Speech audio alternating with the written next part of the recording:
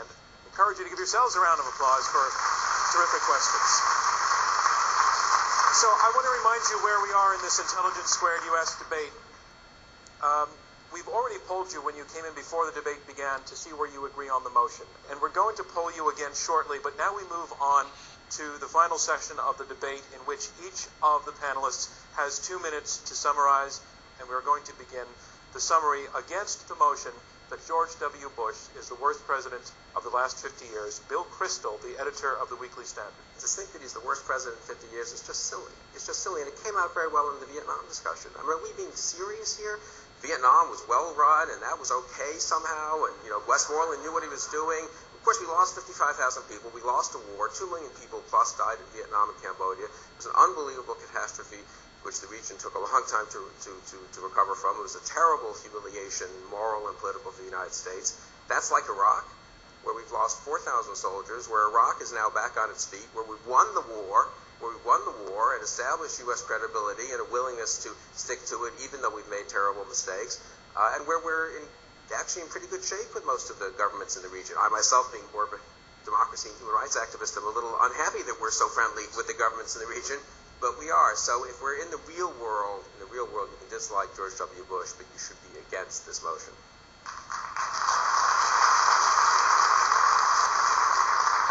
Summing up for the motion that George W. Bush is the worst American president in the last 50 years, Jacob Weisberg, author of The Bush Tragedy and editor-in-chief of the Slate Group.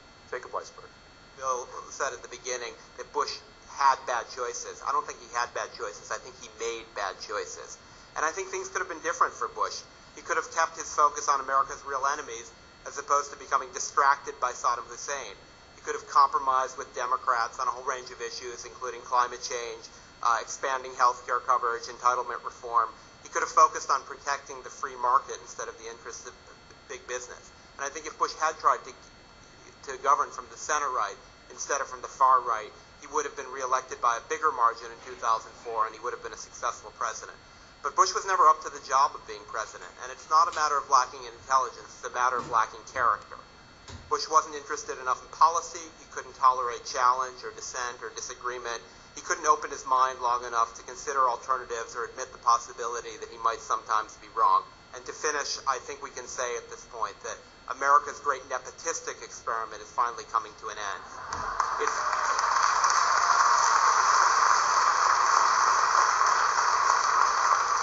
And as my colleague Simon Jenkins has said, it's finishing not just with failure, not just with rejection, but in global disgrace. Thank you, Jacob Weisberg.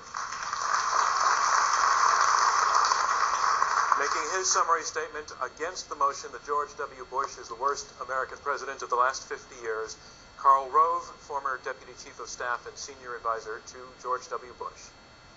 I want to end with, by accentuating the point that Bill made. But first of all, I need to say Jacob's comments can be read in his book, which is a piece of fiction. To believe that George W. Bush didn't tolerate strong people in his cabinet or dissent or disagreements is ridiculous. And to suggest that he's not interested in ideas is that peculiar form of Bush hatred that causes people to lose their rational senses about the man. And this president has been on the receiving end of this kind of attitude since the moment that he took office in an election that many on the left thought made him an illegitimate president. But I want to end, because most of the circles around Iraq. Vietnam, I agree, better prosecuted than Iraq. We ended Vietnam in defeat. And we're coming out of Iraq with Iraq becoming a functioning, stable, semi-democracy in the heart of the Middle East, still fragile, and for which the sacrifices of those who've died will not have been in vain. Summing up, finally, for the motion that George W. Bush is the worst American president of the last 50 years, Simon Jenkins, journalist and columnist for The Guardian. I had great respect for Bush when he came to power. I liked his courtesy, I liked his moderation, and I liked his concept of humility in America's power projection. I think, tragically, after 9/11, he allowed the politics of fear to get the better of him. The politics of fear is the most corrosive of all forms of politics in a democracy. If you're the most powerful country in the world, your obligation is not to go over the top.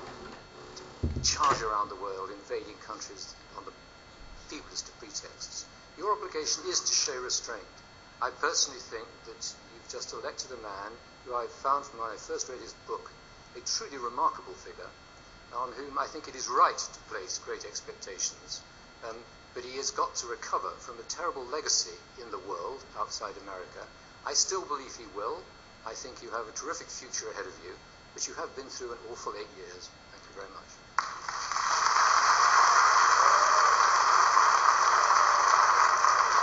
Let's remember where we are. We have heard the debates, we have heard the arguments, and we have heard from you when you came into this debate that 65% of you were for the motion, that George W. Bush is the worst American president of the last 50 years. 17% of you were against, and 18%, 1 in 5, were undecided. It is now time for you to reach for those keypads and register your decision at this point. You press 1 if you are for the motion, 2 if you are against the motion, and 3 if you remain undecided. Well, we tend to judge who is the winner by who moved most positions, and in that case, I'll give you the numbers in a second, but the bottom line is that those against the motion changed more minds tonight than those for the motion. Before the debate, 65% were for the motion, 17% against, and 18% undecided. After the debate, 68% were for the motion, 27% are against the motion, and 5% remain undecided.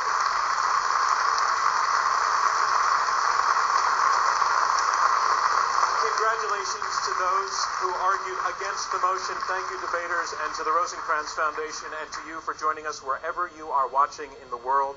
For more information on Intelligence Squared and Intelligence Squared US, go to our websites. The next Intelligence Squared debate is from London, and the motion is that the United Nations is terminally paralyzed. The democratic world needs a forum of its own. You can see it here on BBC World at the beginning of February. It's goodbye from me, John Donvan, and from everyone here at Symphony Space in New York. Thank you very much.